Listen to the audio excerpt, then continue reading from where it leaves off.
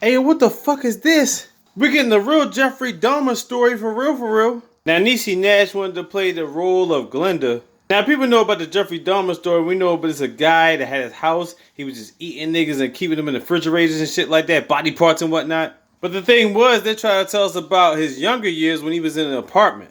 Alright, so here we go. 10 episodes of Mayhem. We will get to the first episode. About 40, 50 minutes a piece. Who knows how many goddamn minutes the episodes are. Bottom line is we're gonna get it popping. So we get to this scene, right? Jeffrey Dahmer with his glasses and shit. He's leaving out his apartment dirty as fuck. This chick looking at him, but we don't know about the time. But bottom line is we know her as Glenda. You know what I'm saying? He dips off. He goes to this little gay bar. He's just trying to get some drinks. He talks to these two guys. He talks to this other guy by the name of Tracy. He's like, yeah, I'm feeling you, baby. Tracy ends up going to Jeff's house, you know what I'm saying, apartment. Tracy goes in there and he realized Jeff's apartment's disgusting as fuck. He ain't got no fish in the fish tank. This is a bunch of random disgusting shit in there. It smells like dirtiness. It smells like dirty meat or like pork chops or whatever like that. But bottom line is he covers it up. He's like, hey man, I get rid of dirty fish as part of my job description.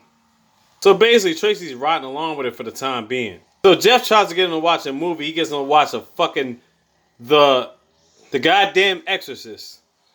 That's a great movie to start somebody off with, right? When you're trying to, you know, romance him and shit like that. So basically it gets to a point where he's trying to get him to the bedroom. Now, Jeffrey does have his machete where he's like, hey, calm the fuck down. You already know what time it is. So he gets him chill to the point where he drops the machete and puts it on like a dashboard.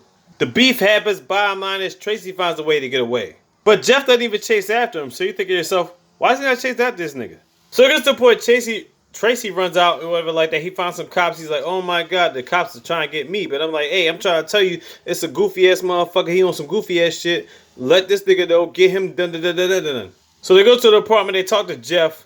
They go in there and check out the apartment. Jeff, they ask Tracy like, hey, you going? Tracy's like, fuck no, I'm not going in there. They end up finding stuff in his bedroom, finding pictures and whatnot. They found pictures of Tracy, but they end up finding pictures of his friends. I'm like, when the fuck did Jeff have time to murk his friends? So they ended up cuffing Jeff, done deal, he about to go to jail. But the thing is, they got the news next day, right? Apparently, Jeff somehow ended up escaping. Nobody knows how the fuck that happened. And we found out Jeff back then had body parts in his fucking freezer. You know, head samples, skulls and shit, fucking arms and legs attached in the refrigerator and shit. He been popping off since back then, back in high school. So basically, Jeff was born in 1960. He died in 1965. He been on this cannibal shit since 1974, 75. This motherfucker's crazy. If we didn't already know that by now, obviously. Basically, the last scene we seen in the first episode, the police end up going to Glenda's apartment and telling her like, yo, you gotta get the fuck out of here. We fumigating the whole goddamn apartment. And then Glenda says something like this. She says, oh, you found all the bodies? What the fuck? What does she know about other bodies being the size from the side of his fucking apartment? What in all the fuck? I'm checking out all 10 episodes. You already know what time it is. The real Jeffrey Dahmer story from Glenda's perspective. And it's sort of popping in these streets.